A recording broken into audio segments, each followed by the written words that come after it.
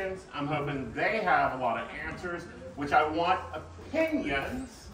We state opinions. We don't always state purposeful, politically crafted press statements. So let's go with who I chose and what you either do in the community, what your business is, or what you're doing. Starting with our Stag Lord this year. I'm Jason. I'm from Morgantown. I am an outdoor educator and a AmeriCorps member, practicing Druid and ordained clergy for non-traditional alternative weddings. And a leather crafter, and a rune reader, and a rune cutter. A card reader. Card reader. You know, he's got a woodworker. Yeah. Woodworker. Next up. My name is Eric. I have been practicing since I was 10 years old. I lead two online presence, 2 cyber covens. One, Walking the Circle, Wicca and Witchcraft, the Sacred Circle, which has around 4,500 members. And then Wicca and Witchcraft, the Sacred Circle, which is close to 6,000 members. I am an open ordained clergy member. Thanks to Gwen and several others, I was nominated as a Witch King because I had several covens branch off from mine.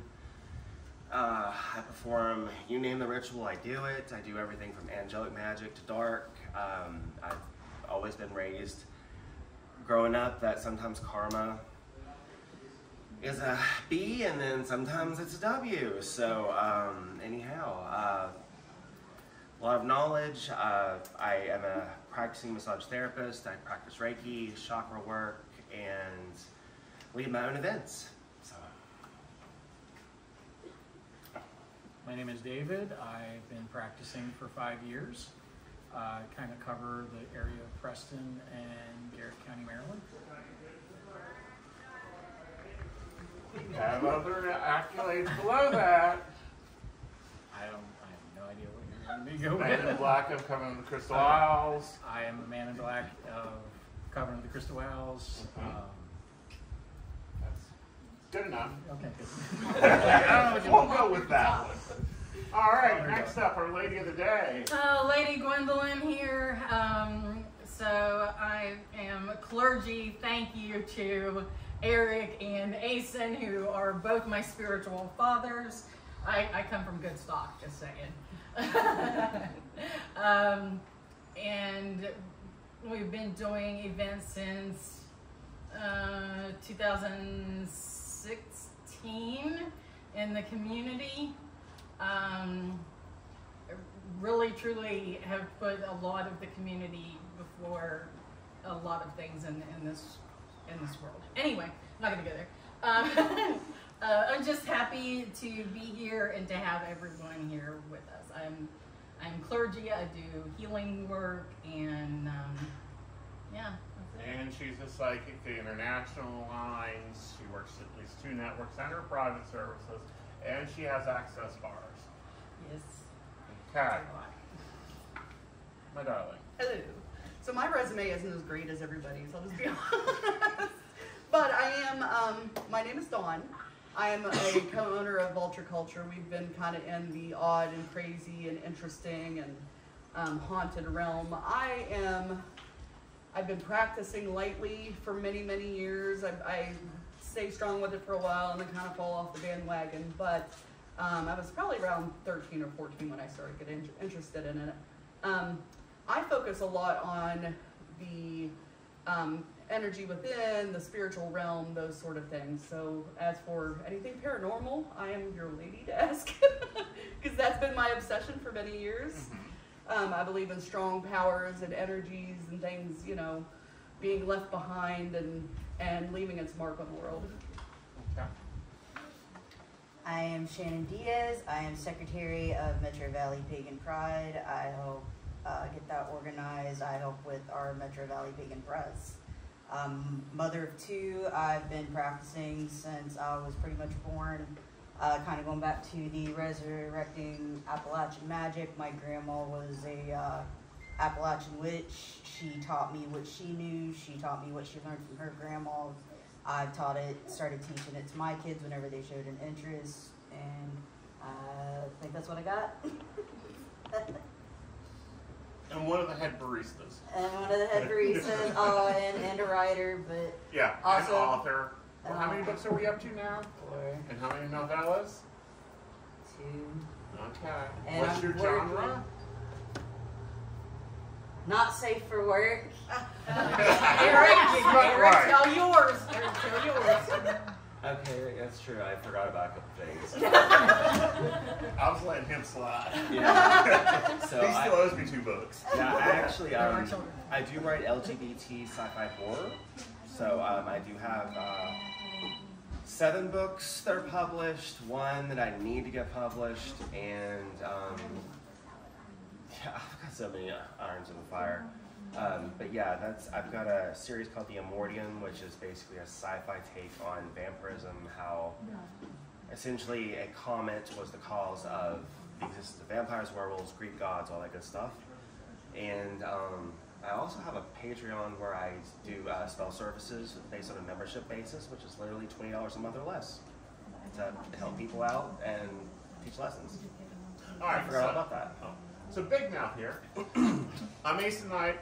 I don't know, we will not say how many years I've been practicing. Let's just say I'm older than dirt for most people. I run a Patreon, I'm a podcast host, I'm working on 2 books and an Oracle deck, and running a coven and founding and running a tradition. And I don't know, when I get bored, I try to make jewelry. So, first question up, and this is probably one that gets shaky in the pagan community.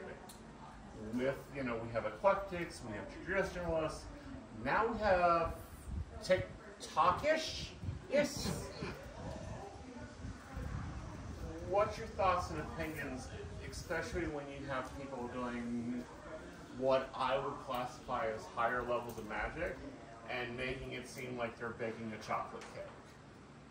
I.e., I don't know, summoning a demon to take care of their acts when they've never even lit a sage stick. Go for it. Like, talk about it. Like, this is what the panel's about. Share your views. If you are going to go into doing something like that without doing the research or reaching out to somebody who's familiar with it who can tell you the safeguards, then basically it's step around, find out. Because bad things can happen if you don't know what you're doing, and it can backfire and bite you in the butt. I have a terrible story actually, and I'm putting all of the blame on my ex-husband because it was his idea. He dabbled in a lot of that stuff, and it was not my thing. And I remember he wanted to get revenge on somebody, so he summoned and did all that work. And within 5 years, that person actually killed himself, unfortunately. And to this day, I didn't have a part in it. I was nowhere near him when it happened. I didn't know it was going to be a thing. But I still feel grief from that, I feel guilt. Mm-hmm. And when people talk about those sort of things, that's what actually comes to my mind immediately. And I want to warn them, Mm-hmm. Magic is real. It is absolutely real. Okay. But what about this jumping in when you've not even learned, Yes. basics? I mean, like today's ritual, we casted circle. I think if they don't know the basics, there's a very slim chance that they're even going to do anything, that they're going to achieve anything. So I let them fuck around and find out, and if they get hurt, then they'll talk to somebody who knows better, and then they will get real lessons and real direction, because some people just need a kick in the pants to be put in the right direction. They think they can do everything on their own. Sure, let them try. Okay. That's how we got started, wasn't it? Pretty much, yeah. I personally think that it's somewhat dangerous because I know personally I practice in shadow because of where I work at, where I live at, we're not very welcome. But my problem is you have these, Becky found magic, and she's going to find someone that's close and run up and, hey, what about that ritual you did? What did we do with this? And meanwhile, we're looking at our surrounding people like, I don't know what you're talking about. We don't talk about that in public. Thank you. Go away. And it can be dangerous because, like I said, for our area, the girls can attest, we're not very welcome in most circles as far as the community that we live in is. Which brings up a great point there. How do we change that view, especially when we've got like major newspapers, i.e. the New York Times running this. There was a case in California. This astrologer, Mystic Lipstick, very large public presence, killed her husband. This was during the eclipse. Killed her husband, went driving down the interstate and pushed her 2 children out. Tell me what that headline was. Sacrificial ritual during the eclipse. What? That's the first thing that comes to my mind. Getting there. You know, the first words were astrologer, murder, suicide. Not mother, murder, suicide, not mentally murder, suicide. So we're always fighting that appearance that Fluffy's in danger, which, yeah, they're in danger of getting fat and sassy. We're going to boil the children for fat, and I don't know, just, you know, curse and hex everybody around us. How do we change that perception?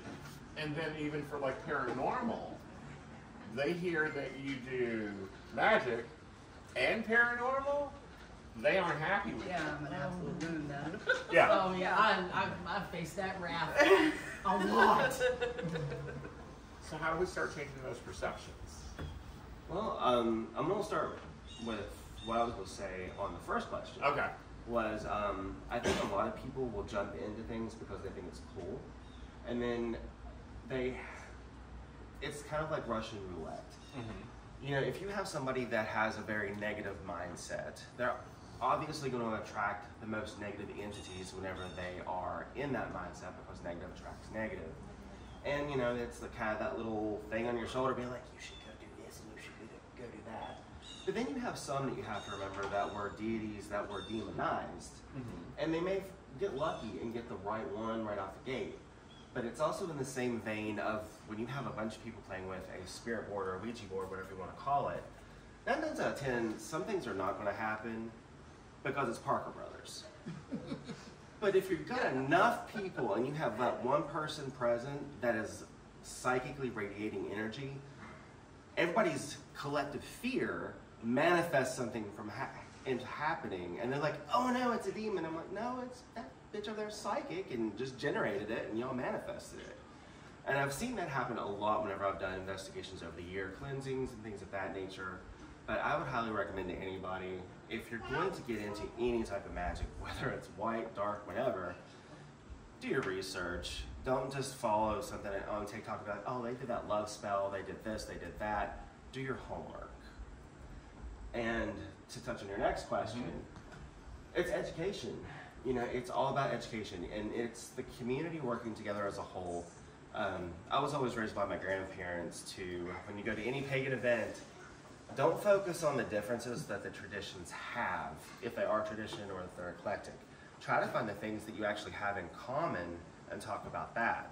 Because it's like, let's just be honest, if you had a Buddhist, a Catholic, a Wiccan, a demonologist, whatever, sitting at a table, and somebody walks in that's a known person for hurting kids, we're all going to agree, man, I wish that guy fell in a fire or something. That's going to be something we all agree on.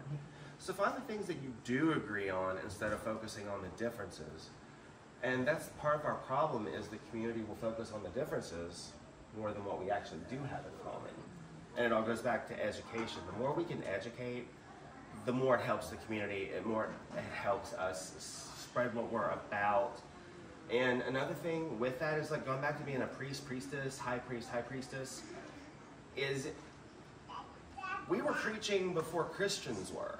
And then most of us are afraid to even preach about it because we don't want to sound like a Christian. But it's like, where do you think Christianity got it in the first place? So it goes back to the calling of, you know, it's like you don't want to go in there and be like, oh, telling people what to do, but you can at least remind them of, if you're following this tradition, well, this is what this tradition has. If you're eclectic, where are you drawing your eclectic beliefs from? Well, let's touch on those. It's talking, it's communicating, it's education. That's the only way you're ever going to change mindsets. Especially like with people that are like practicing like with demonolatry or darker things. I mean, I call this one guy, his name's Corbin, I call him the karma fairy. I mean, he's just all about like, well, this person got cheated on, that person they stole thousands of dollars from. I'm like, all right, well, he'll curse you. He'll send out some karma. And it's all about education. Like, some people are so hell-bent on, well, the Wiccan says this. I'm like, yeah, but just because you're a Wiccan doesn't mean you're following the reed or something of that nature. And it goes back to just education in general. And that's just the thing that I think our community lacks the most of is, one, people being brave enough to sit up and be like, this is the education. Because so many people are just, they want to say it, but they won't. And I've always been taught that if you're afraid to do it scared. It's the only way you're going to get the word out. All right. How do we get to our kids? So what I mean by that, I'm not talking about get to them, I'm talking teach them. Especially when like we're dealing with what I call black situations when you can't be, you know, public, you can't be open, and you have to find your niches in community. How do we make sure A, they're safe, B, they're learning the right stuff, meaning stuff that's appropriate. Like a 13-year-old does not need to be studying the 1970s practical magic. Okay, point blank. The culture has changed a lot over this time. They don't need to be looking at that. When they're older, they can read that. Being pagan parents, because we have 3, I believe. 1, 2, 3? Yeah. How do you deal with this? Where do you gauge this age appropriateness? Because it's not like we have Sunday school every Sunday for our kids and teach them. No, it's communication. It's on their level of understanding and what their mind is ready to absorb. It's really understanding them as a human, not as a student. I think for me, I've always had a really open dialogue with my daughter about everything because it's something I would have needed as a child. And I approach things, like you said, as, you know, they become issues, but I never pressure my daughter into educating and looking into, but I drop the little seeds here and there just to make sure that she's following on her path and she's, you know, learning the things she needs to learn, you know, because I find, you know, everybody does, teenagers, you push them into doing anything and they're like, no, I'm not going to do it. Mom said I should, I'm not going to, you know. So I work on her terms, but I try to make sure that I'm nudging every so often. Janet? Alright, so there's a little story with this. My husband and I grew up with very different religions in the household. I had what my grandma taught me, and then I had what my mom was shoving down my throat, as many of us are familiar with. And then he was brought up a Jehovah's Witness, which he did not agree with growing up. His grandmother was a bruja, which is the Mexican wise woman witch up in the mountain. So he learned some stuff from her, and he told our kids about that. But as our kids got older, our oldest one started getting interested in witchcraft and Wicca, and she was asking him questions. And he looked at her one day, and he was like, why are you asking me? Why aren't you asking your mom? And she was like, what are you talking about? And he was like, yeah, you know your mom literally taught your mom all this stuff, right? Like, this is what your mom does, all those little weird things that you think she does, that you think she's doing for no reason, it's this. And next thing I know, my door is literally getting kicked open. I'm getting woke up, and what the hell is this? You're a witch? So that is actually how it got opened up. She came to me and asked me questions about why I was doing stuff after her father told on me. So ever since then, it has been just, like she said, open communication. If she wanted to learn something, it was literally, well, you need to focus learning on this first. Get your basics down, and then we will discuss that later once you're ready. Or it was, no, you can learn that after you turn 18. Because that is an age-appropriate thing, and that is not appropriate until after you're 18. So that is how my kids got it. And my kid, she finds what works for her and what doesn't work for her, and she works within that. And my other daughter, she's more interested in, and she says, she's like, you know, she's like, I like the pagan thing. I like wanting to be a good person. She's like, I don't know if I want to really pick a path, but, you know, she's like, I don't have to pick a path to not be a dick. So that's what we work on in our house. Okay. That's pretty much, and that's pretty much the thing. Just don't be a jerk. Don't be a dick.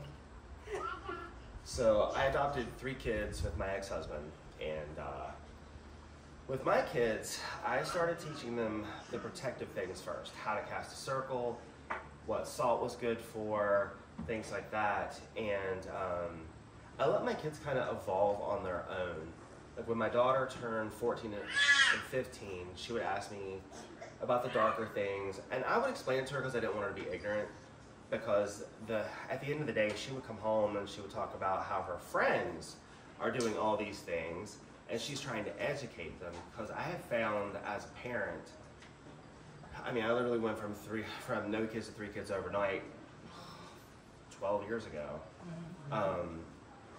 Their friends are going to play the biggest role in what influences them, and making sure that my kids knew about protective magic, what you can do to protect yourself spiritually, was the first thing that I focused on.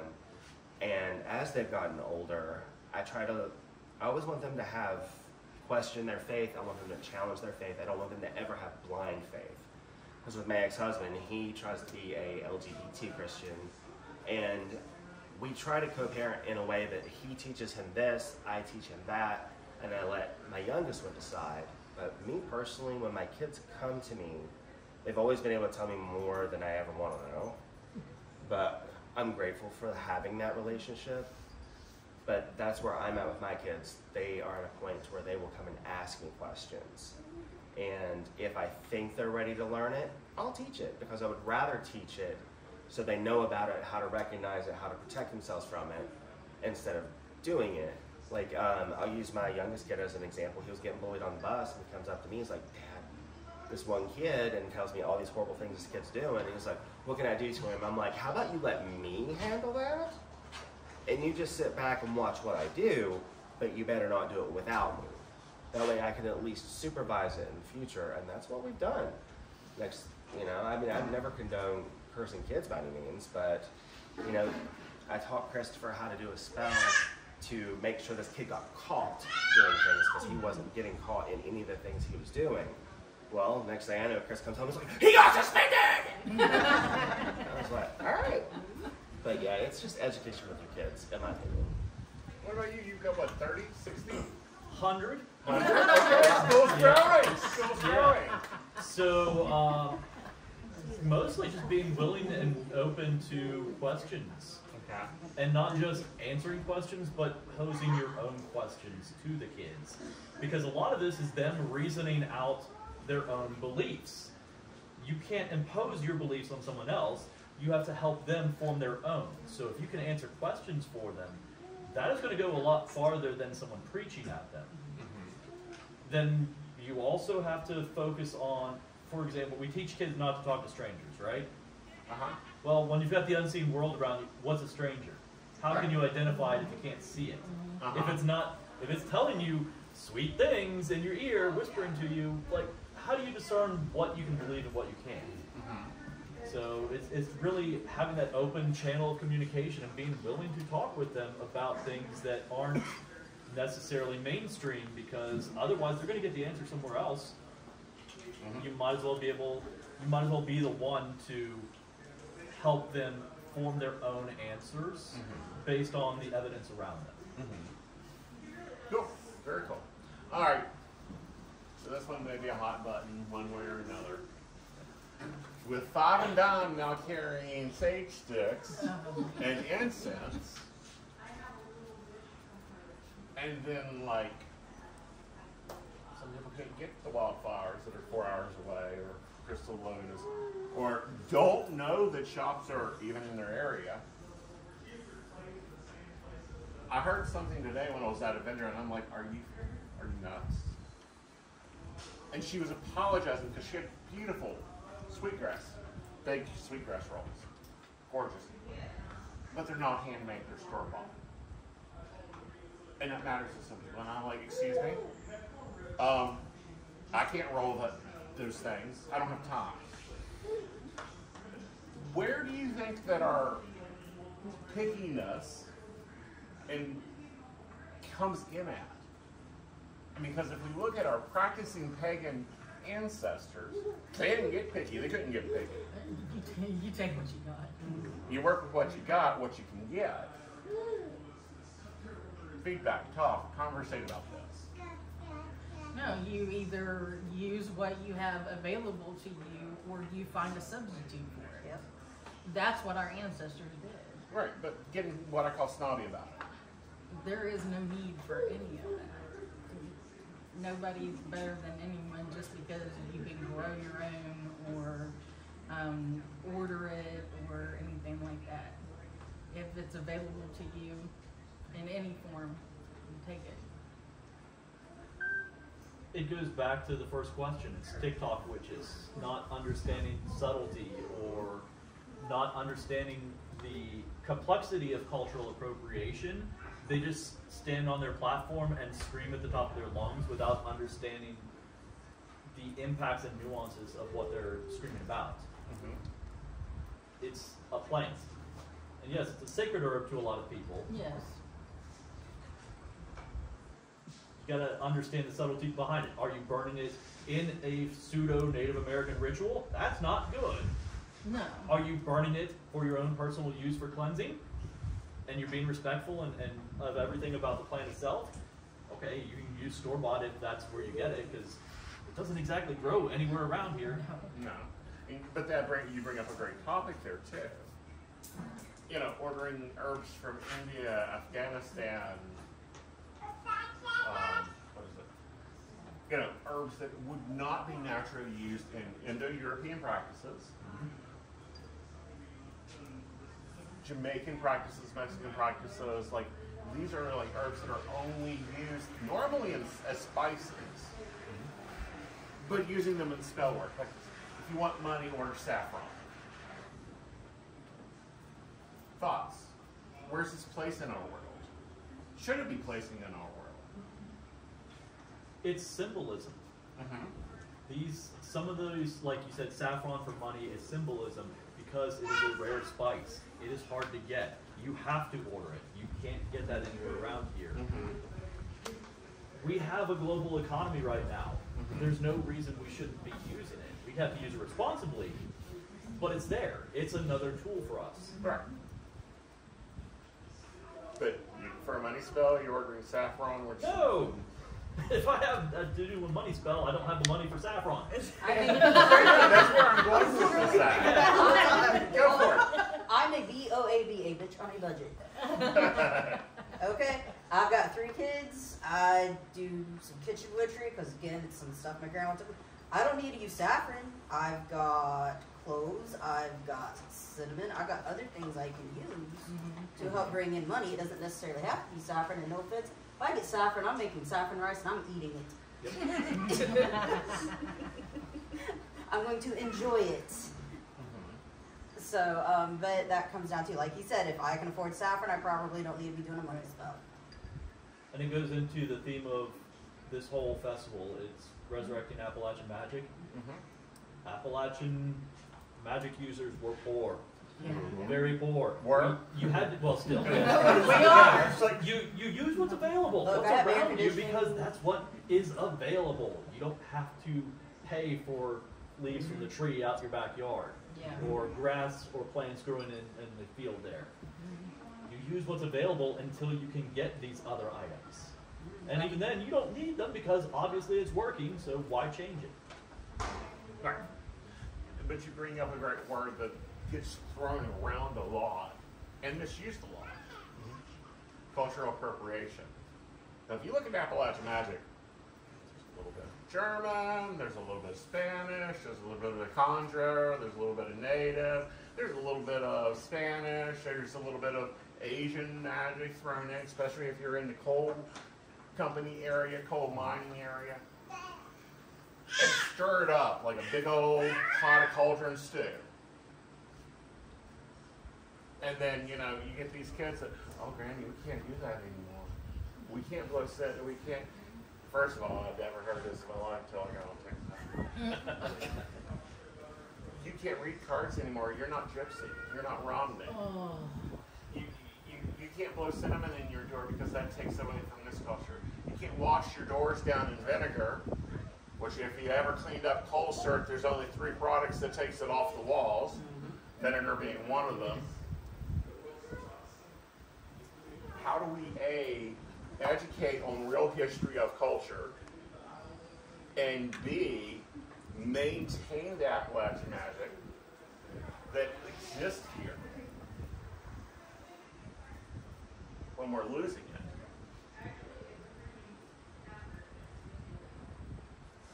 Talk.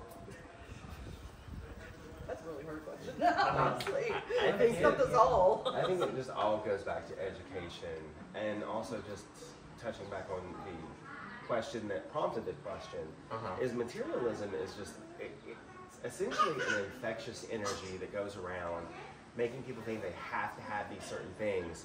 Whenever, 9 times out of 10, like I try to teach a lot of people to learn how to practice magic without a single tool. No wand, no staff, no chalice, no nothing. Because I think a lot of people don't realize that it takes away from the energy you're sending out when you are becoming so materialistic. You're investing your energy into an object instead of investing your energy into a manifestation. Now, as for preservation, I mean, it all goes back to just 1, educating, 2, trying to let people know that you don't have to have the most expensive thing, because at the end of the day, your most powerful magical practitioner, they're not going to have like $1 billion invested. They're going to be that simple person that is just so strong in their belief in what they can do that they're going to tidal wave anybody that throws anything at them. And I think a lot of people forget that. But it just goes back to, 1, us setting the example of not being materialistic ourselves and teaching from that perspective. It would help, but we also got to look at it this way. Like kids, for example. My son Kyle, obsessed with having an iPhone ever since the day I adopted him. From the time he was 8 up until he finally got it at 16. It's what they're seeing other people do, these other kids being so materialistic, that it just takes away from a lot of things. So all you can do is the best you can do with your children and educate, and then hope that they make the right decisions. Right. I think also we need to capture, and I mean capture. Here's some, you know, most of the, what I would call founding generational authors are either crossed or crossing. These holler ladies, and I'll talk about them in my class at when 4? 3. Okay, 3. Eric's is it too, just talking about what he was just talking about. Right. You gotta just sit. And then you're going to go, okay, so this is what this is the spell we're going to do. No, you gotta go sit and talk. Sit and listen. Go back up in these hollers and collect these stories, collect this information before it's gone. And those stories are going to be shown, not told. You have to do the work with them. You're going to go like collect stinging nettle, and it's going to be miserable. But when you're doing that, it's going to give them a chance to tell you what it's for. How it's used. Yep. Information's not free. And it's never been free. And that gets into a big debate in the community too, because someone says, oh, if you want to learn witchcraft or any religion, it should be free. Ours has never been free. I have lovely, amazing students right now. I will promise you, if we went back to the 1940s, I would have the best shining wood floors. My house would be totally clean. My farm would be my garden would look amazing. Are you sure about that? I'm sure. Are you really some sure? of your places. But my point being is, there was always a realistic expectation of exchange of knowledge and energy. Now online, you can become a high priest for $6,000. Watch a 6-hour video. They send you a lovely certificate. It's about that big. You know, you print it out on your computer. Really? I mean, I've come to find that you can go online, get a certificate saying you're Yeah. That's what Yeah. I'm talking about. Yeah. You know, prices went up, but those went down. Well, I know because everyone laughed at it. Some of the best professional advice I ever received was you can be certified to do anything.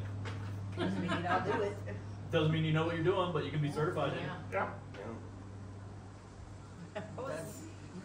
I was just, I was one of those suckers when I was like, oh, I'll take this course on demonology. I thought that would be fairly interesting, and I sat through it. I'm thinking that it was going to be a little bit more, it wasn't concerned as much about the certificate, but what the education, what the information was going to be in it. And it took me around 2.5, 3 hours. And it was ridiculous. Everything that I already knew ahead of time, and I paid $40 and I got my certificate. I do not walk around saying I'm a demonologist now because I think that's offensive to the people that put in the work and the time, you know. And I wish we could tell everybody that, don't do that. It's, you know, you don't learn from a computer screen and some words, you learn from experiences and doing it. Yeah. Definitely. And stories and breaking bread and having conversation. Yes. And whether it's bringing a dish or dropping a 20 or dropping a 10. But my point being is like $6,000, $8,000 to learn from this offer or learn from this or to learn. Can we just call bullshit agreeably as a panel? Yeah. I mean, what you would get for a $40 class is what, honestly, I'm just going to say it, is what these amazing teachers that are here today is giving everyone for free. Yeah. This vast knowledge, and that is what these events are for, is to share this knowledge. And it be community-based, it's one-on-one, where you can ask the questions and not get lost in the shuffle of scams. Right. But outside of these events, if you wanted to learn something from one of us, would you know where to look? No. That's where the online advertising comes in. They're very good at marketing, and that's why they're able to charge all that. And they're crap.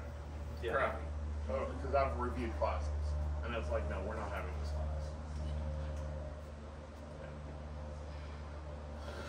Or it's the same lesson over and over, and it's like, we can get this from Uncle Blue's, Bucky Blue book. And if you don't know what it is, Google it. Should always be in your library or a lending library. Or underneath the couch. Holds up tables too. Yeah. All right. So, I'm not sure where we're at on time. I didn't hear an alarm, but It's about 15 minutes. Oh, Good. we got 10 minutes. I know. I'm wrapping up, actually. Good.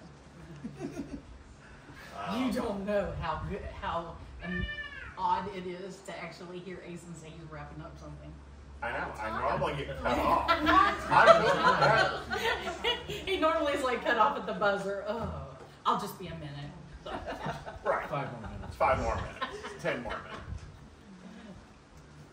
If you had a magic cauldron today, and you could change the craft community worldwide, from the Tibetan practices to the Indo-Europe, British traditionals, to the Native American, to the modern practices, what is one thing you would do starting with Eric? I would say I would do something along the lines of an energetic circle that connected everyone to unify the things that they have in common so they can focus on what they do have in common. Because there's just too many divisions. I mean, that's why the Crusades were so effective, is because there was so much division in the communities even then. If they would have all unified, the Crusades would have never been a thing. Let's just be honest. So unity would be my thing. Next. Stagler? Can we come back, please? Sure. My other favorite one. I'm also going to say come back to Nick as Oh my. Okay.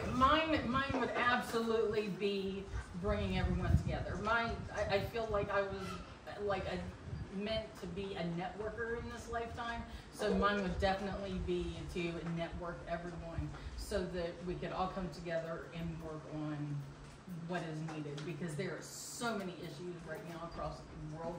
We could solve them like that if there was better networking. Okay.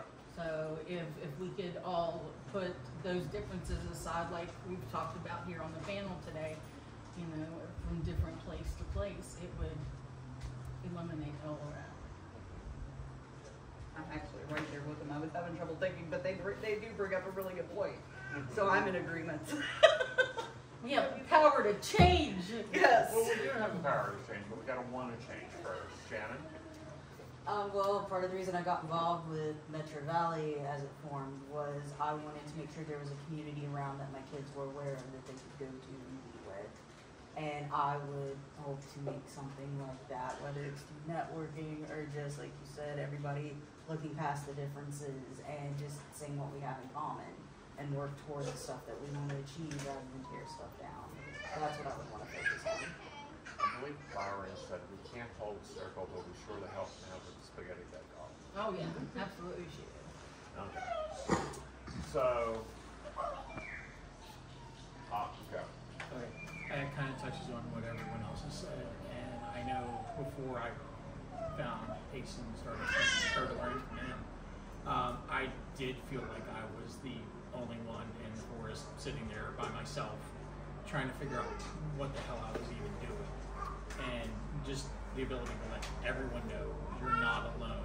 There's more of us there than you think. Some of us just have to be in shadow, but we're still a family. I would say give people the ability and willingness just to listen. We all talk too much. There you go. Well, some of us do. Some of us have to talk louder. I have a weird one. I would go back to, I believe it was 1978, and shifted a decision of a divorce.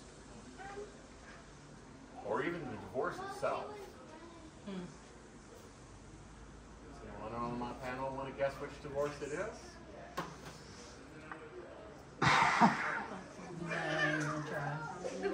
It was before my time. I was say I wasn't even born yet. I was an idea at that point. Yeah, I wasn't even that. Young comes here. Was this the Gardner and Nichols? No. No? Is it Raymond Buckland's divorce? Very good, Lady Opona. Oh man. What changed because of that divorce that is now influencing our full culture and created such a large problem? Like the anger from that divorce stems right down into our culture today.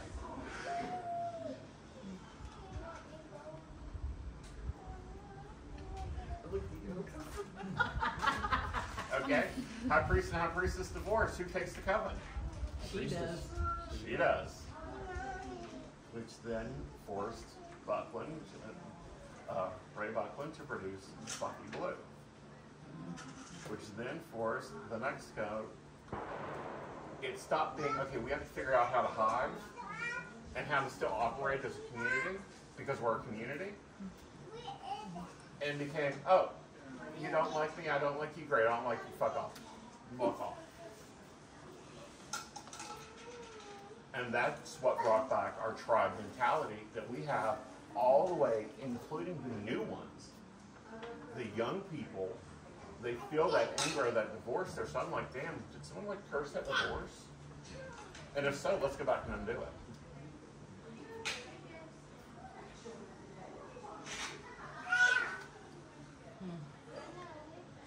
So final question. What does this community need?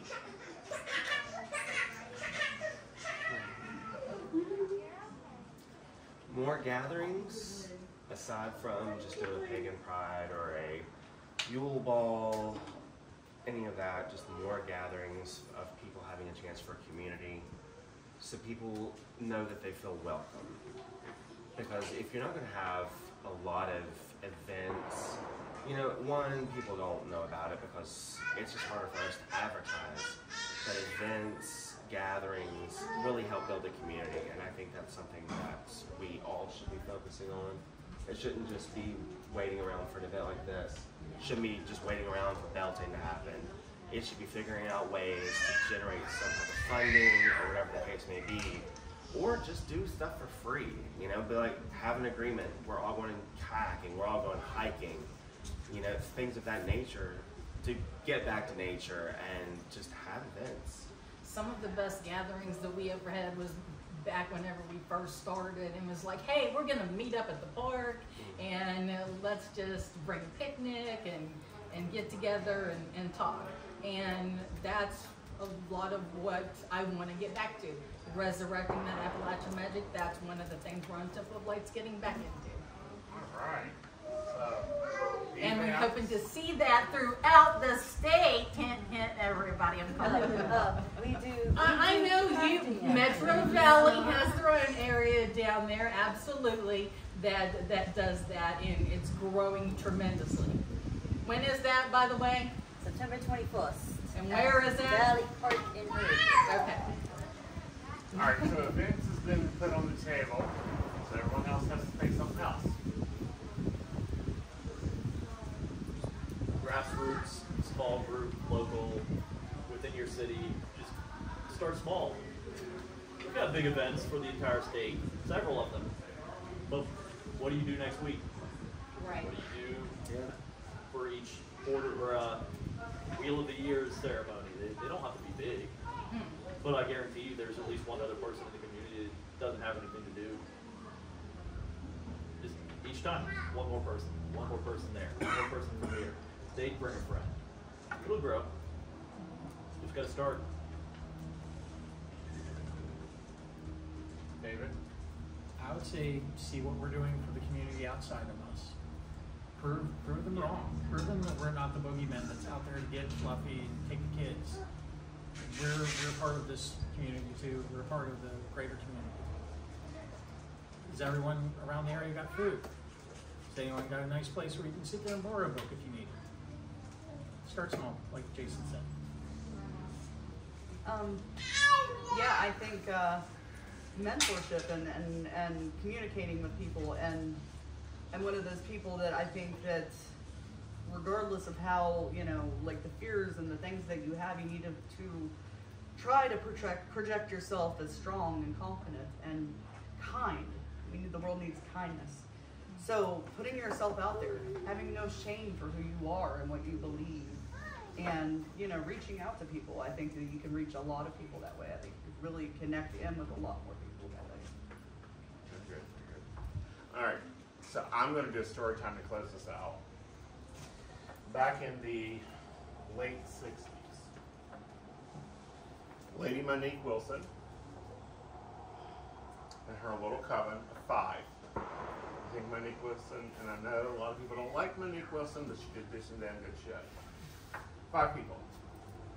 They showed up at a soup kitchen. For years. Now this is a time that you cannot wear your tentacles because, oh my God, you're a devil worshiper. You don't dress out of style. You don't dress in total black. Total black never entered until the late 80s.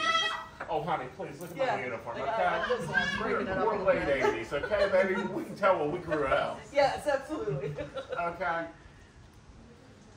All they did was they went and fed. Scooped out soup. Made bread. Sorry, that was 5. Then 6. Then 7. Then they had to go and open another soup kitchen. Because you can only serve so many people can be scooping soup. Right now in this state, there isn't a food pantry around that will not turn down a set of willing hands. Doesn't have to be a fully able-bodied set of willing hands. There's a difference. You sit there and check names off and fill paperwork out for people. Can you give them 2 hours of your time to walk dogs? That's what we need to do to change the view of this state when it comes to the Wiccan and pagan communities. Let them know you by your deeds and your actions before they know you by your crown and your pentacle. All right. is in Pagan Panel. I finished on time. Thank you I'm very much.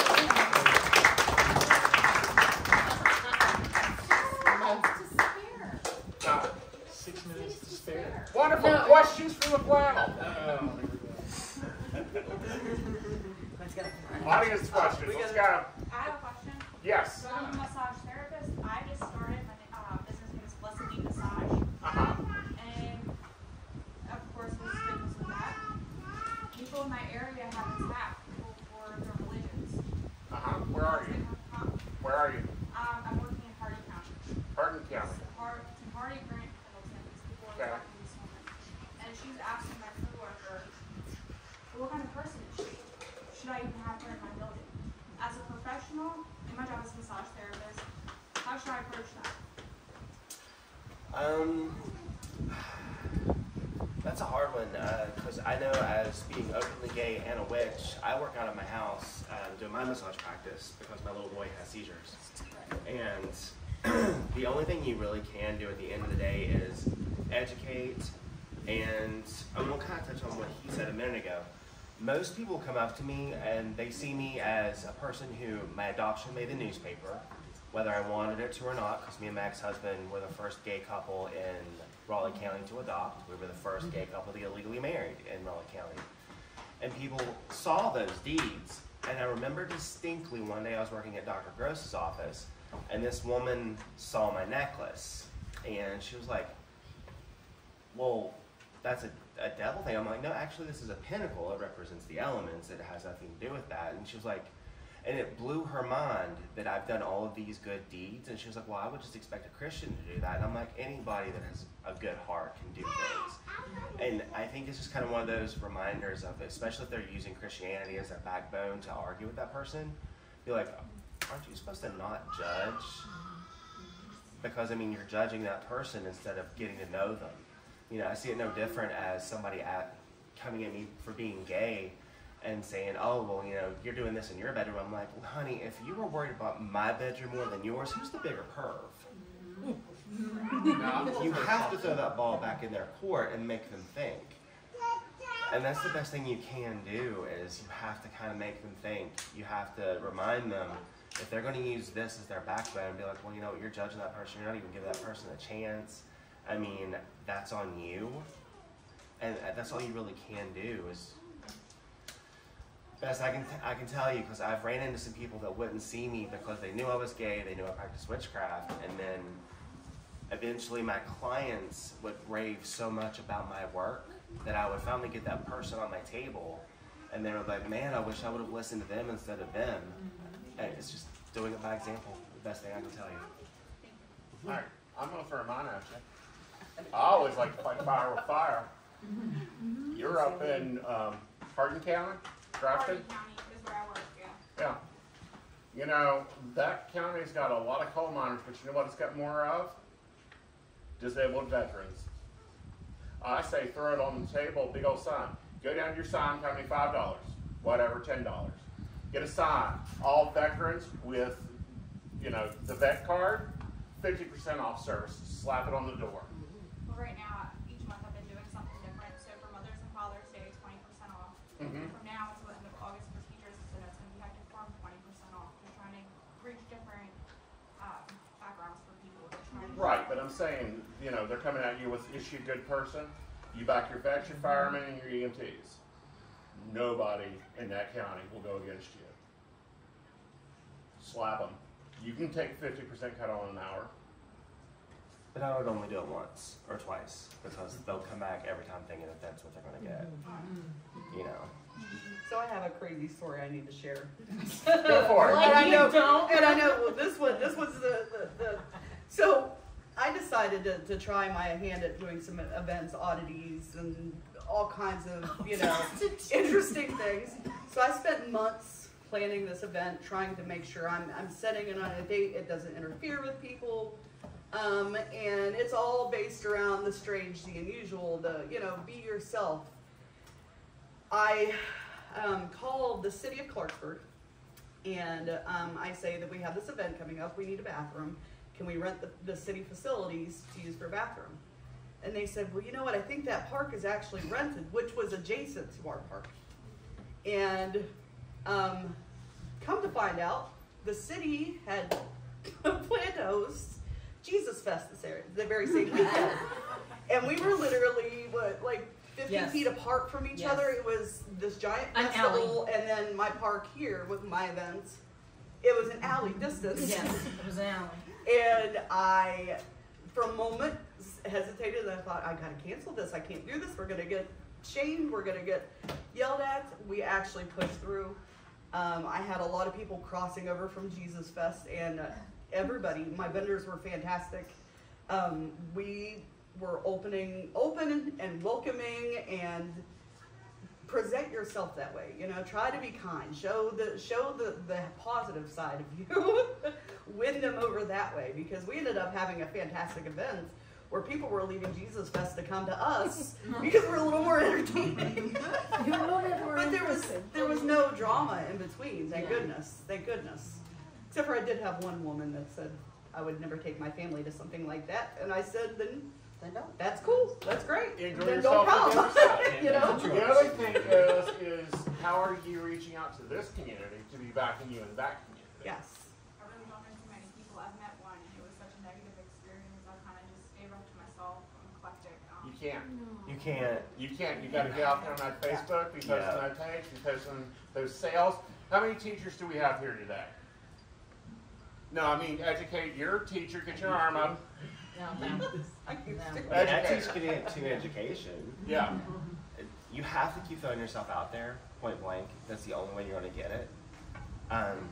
You know, even like Raleigh County is not as bad, but I still have to do the best I can by the examples that I'm doing. And what really wins a lot of people over with me is they know I adopted 3 foster kids. They know that I have a nursing background. They know that I have volunteered to do things with the animal shelter and other things. So it's getting yourself out there. But here's the best advice my grandparents ever really gave me was this: if you're afraid, do it scared. Because you're not going to get anything done if you don't do it regardless. So you have to put yourself out there. Are you in the group Pagan Calendar? I am not. Okay. I haven't even heard of something. Okay, so on Facebook is West Virginia Pagan Calendar, and that's where we post all the events and stuff like that. And occasionally we'll post out there, hey, where you at? So hopefully you can find others in your area that's not going to give you a negative experience. Reach out to work with other marginalized groups. Yeah. You don't have to stay insulated just to pagans and witchcraft. Just anybody who society is pushing to the fringes, reach out to them. And you would be surprised how many people that are in Christianity that will come to you. Like, you can ask Aizen, you can ask Joe. In my massage room, there's a pinnacle rug right beside my massage table, and half, if not more, of my clients are Christian. But a lot of that was because of the examples that I have set for myself. People know that I love my kids. People know that I volunteer. People see that side of me.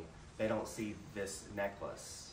So I've made sure to do that. And that's the best advice as a massage therapist, Reiki practitioner, among all my other things that I do, I could ever say, is you've got to start with the examples and go from there. And it sometimes starts out small. And I will say this though, if there's any local gyms in your area, the more you take care of yourself, it's going, and this will go into my class here in a minute.